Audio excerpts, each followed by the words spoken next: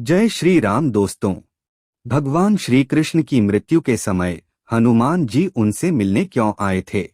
जब भी भगवान श्री राम का नाम लिया जाता है तो उनके साथ सदैव उनके महान भक्त हनुमान जी का नाम भी अवश्य लिया जाता है। हनुमान जी स्वयं भगवान शिव के ही अवतार थे। हनुमान जी एक महाबलशाली देवता थे जिन्हें हराना किसी के भी बस की बात नहीं थी। इन्हें भगवान शिव, विष्णु, ब्रह्मा और भी कई देवों से इन्हें अलग अलग तरह के वरदान मिले हुए थे, जिसके चलते इनकी शक्ति काफी बढ़ गई थी। भगवान हनुमान जी आज भी चिरंजीवी है। वह त्रेता युग में स्वयं भगवान श्री राम के भी साथ थे और द्वापर युग में स्वयं भगवान श्री कृष्ण के साथ भी थे। महाभारत में एक नहीं बल्कि सैकड़ों बार हनुमान जी का जिक्र मिलता है। जहां एक बार खुद उन्होंने भीम का घमंड चकनाचूर किया था, तो वहीं महाभारत के युद्ध में वह सर्वश्रेष्ठ धनुधारी अर्जुन के रथ के ध्वज पर विराजमान हुए। हम ये सब जानते हैं कि महाबली हनुमान जी ने कई प्रकार से द्वापर युग में अपनी उपस्थिति जाहिर की थी। वो प्रत्यक्ष रूप से भले ही पांडवों से एक या दो बार मिले हो, लेकिन वह अप्रत्यक्ष रूप से हमेशा उनके साथ ही थे। जिनके साथ स्वयं भगवान श्री कृष्ण खड़े हो, आखिर उनके पास भगवान हनुमान जी क्यों नहीं जाएंगे? क्योंकि भगवान श्री कृष्ण पहले श्री राम ही तो थे। वहीं द्वारका में भी कई बार भगवान हनुमान का जिक्र मिलता है, जहां स्वयं भगवान श्री कृष्ण ने उन्हें आमंत्रित भी किया था। वह भी सिर्फ और सिर्फ उनकी पत्नी सत्यभामा और सुदर्शन गरुड़ बलराम का घमंड चकनाचूर करने के लिए। कहते हैं कि महाभारत के युद्ध के समय वो प्रत्यक्ष रूप से सबके सामने आए थे, जहां पर स्वयं भगवान श्री कृष्ण के कहने पर और अर्जुन की विनती करने पर ही वो स्वयं उनके शक्तिशाली रथ के ध्वज में विराजमान हुए थे। इससे अर्जुन की शक्ति और भी कई अधिक गुना बढ़ गई थी, क्योंकि इससे उनका रथ किसी भी साधारण या दिव्य शक्ति से चकनाचूर नहीं हो सकता था।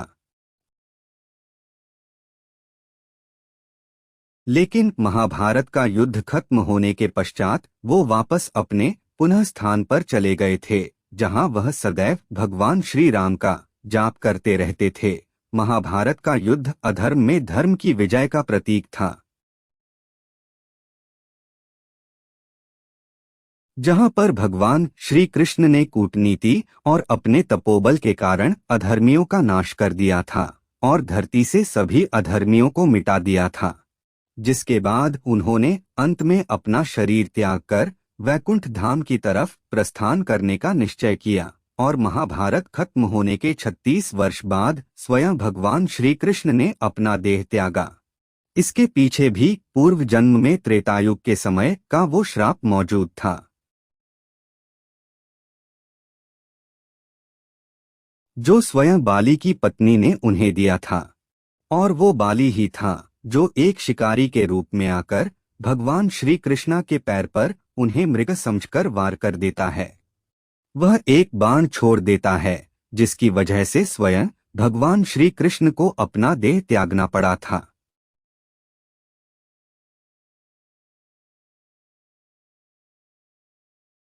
हनुमान जी भगवान श्री कृष्ण को रोकने क्यों नहीं आए?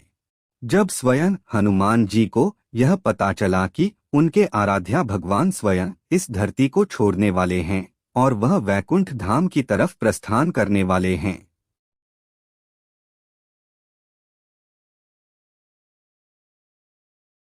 तो हनुमान जी भली भांति जानते थे कि भगवान श्री कृष्ण कौन है।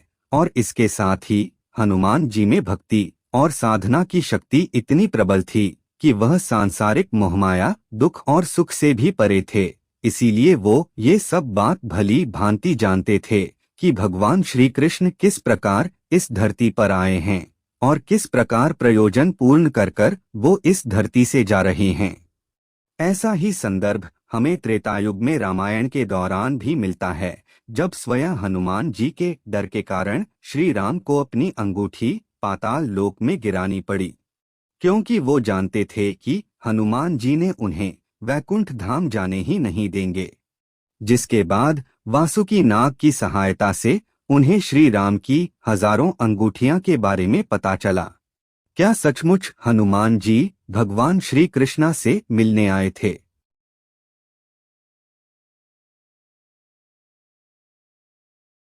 हनुमान जी भगवान श्री कृष्णा से मिलने नहीं आए थे। हनुमान जी सदैव भगवान श्री राम का निरंतर जाप करते रहते हैं।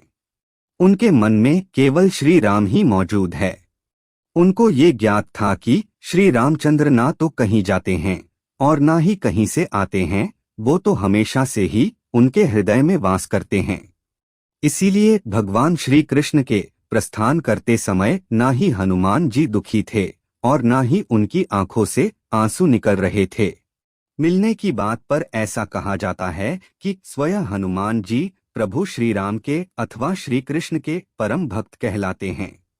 इसीलिए भगवान के बीच आंतरिक मन से यानी आंतरिक तरंग से हमेशा मिलान होता रहता है। इस प्रकार से कहा जा सकता है कि स्वयं श्री कृष्ण और हनुमान जी अपने अंतर्मन से हमेशा एक साथ ही रहते हैं और हनुमान जी हमेशा अपने भगवान के ध्यान में लगे रहते हैं। इस प्रकार से भगवान स्वयं हनुमान जी के साथ उनके अंतर्मन में विराजमान रहते हैं। दोस्तों, श्री कृष्ण और हनुमान कथा आपको कैसी लगी, हमें कमेंट बॉक्स में लिखकर जरूर बताइए। और अगर आप हमारे चैनल पर नए हो तो चैनल को सब्सक्राइब अवश्य कर ले। और हमारी वीडियो देखने के लिए आपका दिल से बहुत बहुत धन्यवाद। जय श्री राम।